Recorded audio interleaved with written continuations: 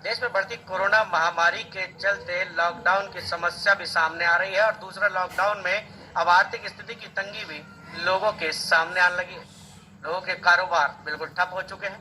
वहीं स्कूलों से नोटिस आ रहा है तो कहीं पेट्रोल के दाम बढ़ चुके हैं, तो कहीं तो कुछ ना कुछ समस्याएं लोगों के सामने खड़ी हो चुकी है, जिसको लेकर आज हम पहुंचे हैं मेरठ के थाना सिविल लाइन क्षेत्र के जगन्नाथपुरी में। कुछ लोगों से यहाँ पर हम बात करेंगे, कुछ सवालात उनसे हम करेंगे कि उनको क्या क्या समस्याएं आ रही हैं, उनके बीच में क्या क्या उनको अब तक लॉकडाउन में क्या क्या झेलना पड़ रहा है, उनके कारोबार पर कितना फर्क पड़ रहा है, स्कूल से जो नोटिस उनके पास आ रहे हैं फीस को लेकर वो अभी तो उसके लिए अभी कितने तैयार हैं। तो क्या नाम है आपका? सारिका जी, जिस तरीके से आप देख रहे हैं कि लगातार स्कूलों से फीस के नोटिस आ रहे हैं, ऑनलाइन बच्चा पढ़ रहा है, तो कितना इससे कारागार हो रहा है? लॉकडाउन में ऑनलाइन पढ़ाई कितनी सफल हो रही है और फीस के जो नोटिस आ रहे हैं उस पर क्या दबाव दिया जा रहा है पेरेंट्स के ऊपर? ऑनलाइन जो क्लासेस लग रही हैं वो स्कूल वाले ठीक लगा रहे हैं, इससे बच्चा पढ़ाई के टच में रहता है। जब मम्मियाँ ऑनलाइन खाना बना सकती हैं तो बच्चे तो पढ़ाई कर ही सकते हैं ना, तो बच्चे इससे टच में रहेंगे, उनके आई साइड पे कोई फर्क नहीं पड़ेगा। आप थोड़ा डिस्टेंस बना के बैठिए स्क्रीन से, ध्यान से सुनिए, आपको सब कुछ क्लियर होगा। ये बहुत अच्छी चीज कर रहे हैं स्कूल में। और जो फीस की बात है वो स्कूल को भी पूरा मैनेज करना पड़ता है, सारे स्टाफ को देना पड़ता है, इसलिए थोड़ी सी आप ये है कि और थोड़े दिनों बाद फीस दे दें, लेकिन पर फीस जरूर दें। देखिए, कहीं ना कहीं किसी बात का भी संकोच नहीं है। उनका कहना है कि फीस यहाँ देनी चाहिए और जो फीस स्कूल मांग रहा है अभी ना देकर उसको बाद में फीस दे दे। तो अभी हम अगला सवाल कर लेते हैं। क्या नाम है आपका? समीर शर्मा। समीर जी, अगर बात करें लॉकडाउन के चलते काम धंधे बिल्कुल ठप हो चुके हैं, लोगों की आर्थिक स्थिति गड़बड़ा चुकी है, उस पर आपका क्या कहना है? भैया, ट्रांसपोर्ट का काम है मेरा, टैंकर चलते हैं, उन पर बहुत काम फर्क पड़ रहा है, कोई काम नहीं मिल पा रहा है। जो काम थोड़ा बहुत चल रहा है उस पर डीजल के रेट बढ़ा दिया है, जिससे वो भी काम सफल होता जा रहा है। तो कहीं ना कहीं आपके सामने अभी आर्थिक स्थिति का संकट खड़ा हुआ है या नहीं? क्यों नहीं, क्योंकि 10 गाड़ी की जगह 2 गाड़ी चल रही है केवल, क्योंकि दूध जो है गाँव से उठ नहीं पा रहा है। देखिए, वो कह रहे हैं कि उनकी भी गाड़ियां, उनका ट्रांसपोर्ट का काम है, जहां उनकी स्थिति यहाँ पर अब खराब हो चुकी है। 10 गाड़ी की जगह 2 गाड़ियां चल रही हैं, जिसका खर्चा निकालना भी यहाँ उनको भारी पड़ रहा है। अभी और हमारे साथ है, उनसे बात कर ले। क्या नाम है आपका? मुकुल जी, ये बताएं, जिस तरीके से सरकार ने पेट्रोल पर टैक्स बढ़ा दिया है, पेट्रोल के दाम बढ़ा दिए हैं, एक तो वैसी लॉकडाउन, काम धंधे बंद हैं और ऊपर से पेट्रोल का टैक्स, उस पर आपका क्या कहना है?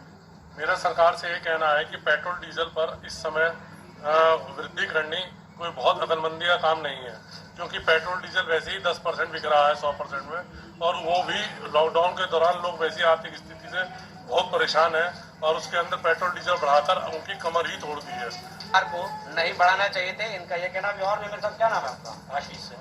आशीष, अगर बात की जाए आर्थिक व्यवस्था की और इस समय कोरोना महामारी को लेकर जो इस समय यहाँ पर चल रहा है कि लॉकडाउन है, उसका कितना पालन आपकी नजरों में यहाँ हो रहा है? मेरठ में तो जी बहुत बुरा हाल है। हम देख सकते हैं कि मेरठ में डेली केसेस बढ़ रहे हैं, क्योंकि आप मार्केट जाएंगे, आप मार्केट में देखिए 11 बजे का बहाना लेके बहुत लोग बिना किसी कार्य के भी घूम रहे होते हैं बाहर, और सोशल डिस्टेंसिंग का कोई पालन नहीं कर रहा। आप सब्जी मंडी का देख लीजिए क्या हाल हुआ है, वहाँ से ही हमारा सबसे बड़ी चेन बन गई। उधर कोई भी सोशल डिस्टेंसिंग नहीं थी, कोई रूल फॉलो नहीं कर रहा था।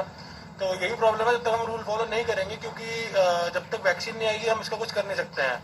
हमें आदत डालनी पड़ेगी, हमें रूल फॉलो करने पड़ेंगे, हम आगे चल कर रह पाएंगे। जनता अगर मान जाए तो शायद लॉकडाउन का उल्लंघन ना हो।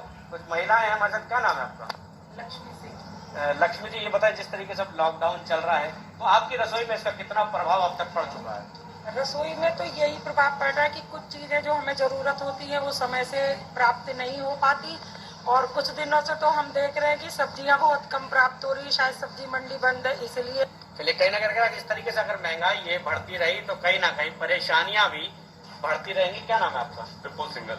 विपुल जी, बताएं मुझे, जिस तरीके से अब लॉकडाउन के चलते बाजारों में काला बाजारी भी देखने को मिल रही है, सामान दुगने तिगने दामों पर यहाँ पर मिल रहा है, और यहाँ पर एक आरोप भी लगातार लगाए जा रहे हैं। आज भी एक ऑडियो वायरल हुई है कि लापरवाही, स्वास्थ्य विभाग और जिला प्रशासन लापरवाही कर रहा है कोरोना को लेकर, कहीं ना कहीं उस पर आपका क्या कहना है? जो बाजार में काला बाजारी की बातें आ रही हैं, व्यापारी काला बाजारी नहीं करता। काला बाजारी इस सेंस में होती है कि दुगना, जब डिमांड एंड सप्लाई का फर्क आ जाएगा, किसान का कम सामान खेतों से उठ करके मंडी तक पहुंच पाएगा। अगर उसके पास 100 किलो गोभी और 10 किलो ही उसकी मंडी तक पहुंच पा रही है, बिक पा रही है, तो उसे बाकी का खर्चा निकालने के लिए उन दामों को बढ़ाना पड़ेगा। हर एक आदमी अपनी इकोनॉमी को अचीव करने के लिए, उसका लेवल आने के लिए, जहां पर उसका नुकसान फायदा बराबर रहता है, उससे गवर्न होता है, जिसकी वजह से रेट ऊपर या नीचे हो जाते हैं। लेकिन कालाबाजारी उसको ना कह करके उसके अंदर लोगों तक पहुंच नहीं बन पा रही है। ये एक वजह है कि रेट हाई हो रहे हैं उसके। ये कहीं ना कहीं बता रहे हैं कि प्रशासन की, स्वास्थ्य विभाग की लापरवाही भी है।